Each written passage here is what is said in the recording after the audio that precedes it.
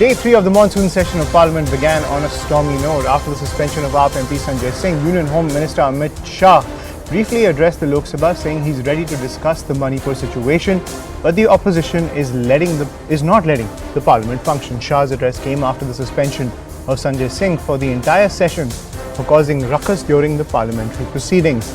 The motion to suspend Singh was moved by Union Minister Piyush Goyal and was approved by the entire House. Meanwhile, the Lok Sabha has been adjourned till 11 a.m. tomorrow.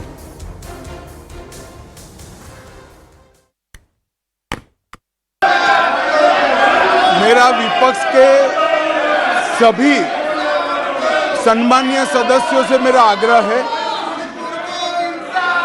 कि एक बहुत संवेदनशील मुद्दे पर काफी सदस्यों ने सत्ताधारी दल के और विपक्ष के दोनों ओर के सदस्य ने चर्चा की मांग की है।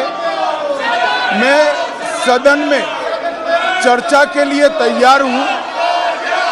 मुझे मालूम नहीं है कि विपक्ष को चर्चा करने देना नहीं चाहता। मेरा विपक्ष के नेता को आग्रह है कि चर्चा होने दे और इस महत्वपूर्ण मसले पर पूरे देश के सामने सच्चाई जाए, बहुत महत्वपूर्ण है। I name Sanjay Singh. I name Sanjay Singh.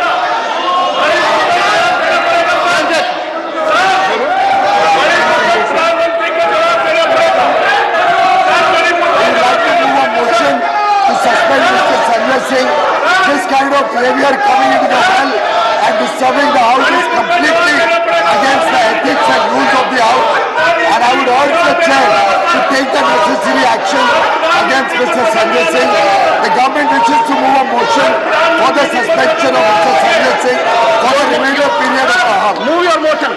Sir, I move the motion that Mr. Sanjay Singh, who has been named by the chair, be hereby suspended for the rest of the duration of the rest of the session until the last day of this current session. The motion is Shri Sanjay Singh be suspended for the entire duration of this session for having repeatedly violated directive of the chair. If the House approves it, Shri Sanjay Singh is suspended. माननीय सांसद Sanjay Singh ji chairman साहब के पास जाने का प्रयास करते हुए उनका ध्यान आकर्षित करने की कोशिश कर रहे थे कि हमारी तरफ भी देखिए, विपक्ष की तरफ भी आपकी कुछ निगाहें आए, ताकि हम जो बात कहना चाहते हैं वो बात रख सकें। विपक्ष और सत्ता पक्ष दोनों की बात सुनी जाए लोकतंत्र में। लेकिन बहुत ही दुर्भाग्यपूर्ण है कि उस समय लीडर ऑफ द हाउस ने ना आओ देखा ना ताओ देखा, सस्पेंशन मोशन मूव करते हुए उन्हें सस्पेंड करा दिया। ये लोकतंत्र की हत्या है।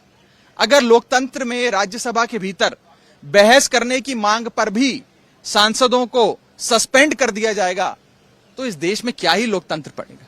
पर्सनली जाकर जब हाउस एडजर्न हुआ, चेयरमैन साहब से रिक्वेस्ट करी कि प्लीज उनके सस्पेंशन को रिवोक किया जाए, और अगर नहीं रिवोक करते हैं तो फिर वो दिन दूर नहीं कि आप सारे ही विपक्ष के साथियों को सस्पेंड कर देंगे।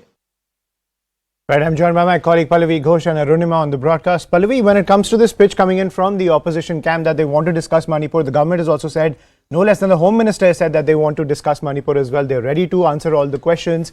Has any top opposition leader even tried to make a speech to level some charges against the government, or has it only been protests and inviting such action from the chair?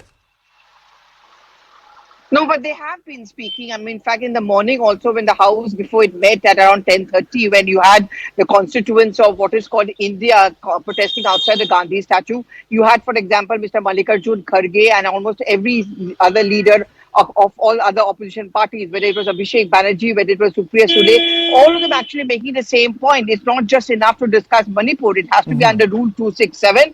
But before that, the Prime Minister must make the same statement which he made outside the House, inside the House first, before the discussion really begins. I think that's the point, the roadblock between both the sides. The government says, you want it now, we are ready to discuss Manipur right now. But it has to be under Rule 176, and the Prime Minister has already said what he has to say. As far as the opposition is concerned, they are saying Prime Minister's statement outside the House does not even make any sense to us. What was it that was stopping him from speaking inside the Lok Sabha and Rajya Sabha just moments before the House was to reconvene at 11 a.m.? So the chronology that they wanted, the Prime Minister comes inside. Just before the discussion begins, he makes that statement. He sits throughout the entire course of the discussion. After that, a notice or a motion is moved.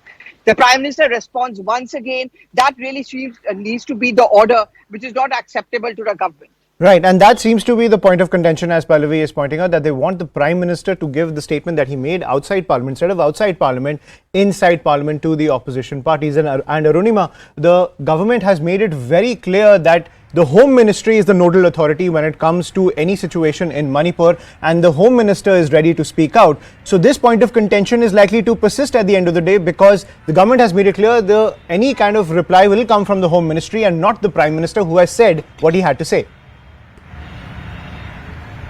Union Home Minister, in fact, intervened in Lok Sabha just a short while back before the House got adjourned for the day. He intervened and he said that government is ready for discussion. I am here to make a statement. Lok Sabha Speaker also said that, don't come up with a new parampara or a new precedent.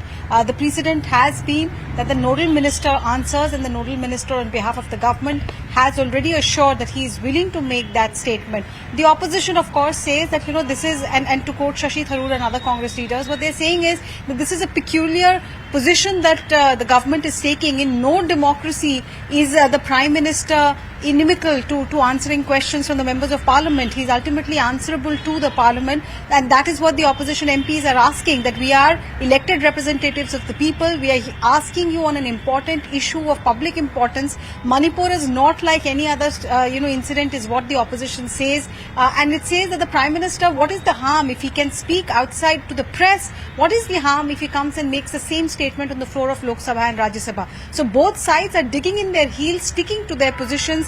One wonders how this impasse will be broken, because Manipur, both sides acknowledge, is an important issue. It is also getting a lot of international attention, something that India would want to avoid, since it's an internal matter of the country. Absolutely. And Pallavi, as the BJP tries to turn the narrative to, crimes against women like we saw in Malda in West Bengal, even crimes against women in Rajasthan, given what Rajendra Gouda had to go through after he got sacked by Ashok Gehlot, this issue of Manipur has become a serious glue of opposition unity right after the announcement of the India alliance.